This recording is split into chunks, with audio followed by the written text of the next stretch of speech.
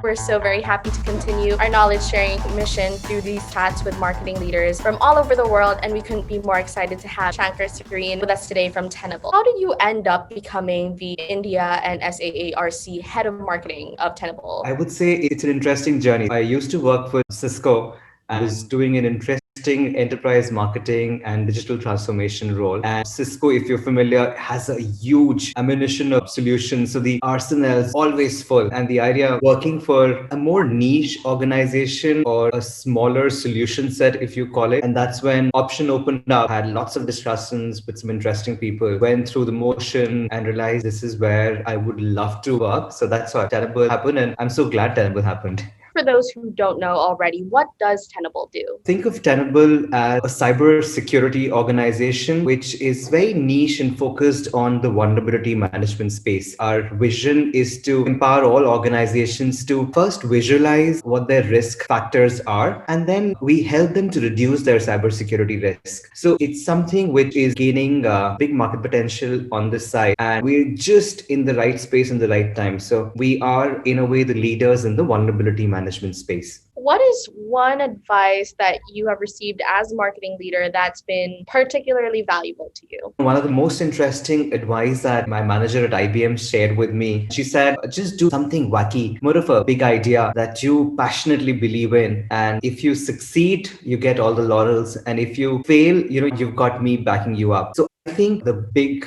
advice that somebody gave me, and I definitely would want to pass it on, would be marketing such a creative field. Marketing is now measurable as well. If you get the backing of your management or somebody senior, you could do something wacky, something interesting, which could be a big idea. I would say just go all for it. That's one advice that definitely helped me do something which was very innovative. At that point of time seemed pretty wacky and pretty out of the box, but I'm glad I did that, because then incidentally it became a norm, and I probably was able to just raise my hand and say, you know what, I did that the first. Last year was tough for anything event related. As a result, did you feel that you had fewer opportunities to market your product? And what did you do to replace all the events you had planned with? It was so difficult to even fathom as to what's happening around. For a typical marketeer, all your marketing mix, all the different things that you plan was suddenly nowhere. All you could do was to use digital. After a point of time, the digital fatigue or the webinar fatigue, people hate to come on webinars and roundtables. But I guess in the hindsight, when I now look back on 2020, I would say the learnings were so many. Interestingly, we as marketeers did so many interesting things. So lots of learning. I would say it was difficult initially, but then once we realized how to tweak your marketing mix or how to figure out what those compelling factors could be to actually entice the right audience to come to you, be it a mix of digital marketing, effective emails, account-based marketing, I think putting them all together definitely worked for us. The entire organization started believing in you because they've seen the results. They've seen that marketing is no longer a support function. And the fact that we've helped them reach across to their prospect or customers through a digital route has definitely helped marketing get that seat on the table and make the sales and everybody believe in the power of marketing.